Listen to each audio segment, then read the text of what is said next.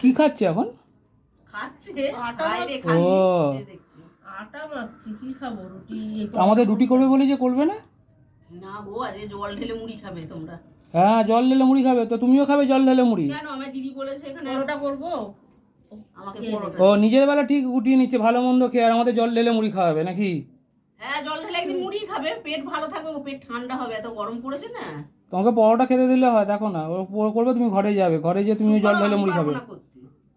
বল ওরা জল ঢেলে মুড়ি খাবে। খেয়ে নেবে একদিন রাত্রিবেলা। আমি খাবো না জল ঢেলে মুড়ি।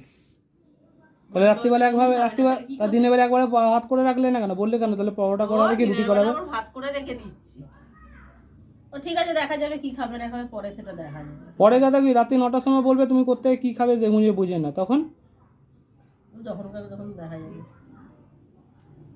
চলো আমাদের আটা মেখে নেবে, চলো একই তো ব্যাপার। যাই একসঙ্গে তাহলে, মেখে দেখছিস তো বলছে যে আটা মাখতে। আরে না, এখানে তো করছি, যা ছাড় না। এখানে করছিস তো ওর জন্য, আমাদের কি খাবো তাহলে? এখানে ওরাও খাবে, ছেড়ে দে, এখানেই করছি। ও আমাকে অনেক আগেই বলেছে, এখন আমাকে বলছে ওর জন্য করছি। ছাড় না, আমাকে অনেকক্ষণ আগেই বলেছে তোদের 3 জনের জন্যই আমি করছি, পরোটা খেয়ে নিবি করছি। পরোটা আলু চচ্চড়ি খেয়ে নেবে।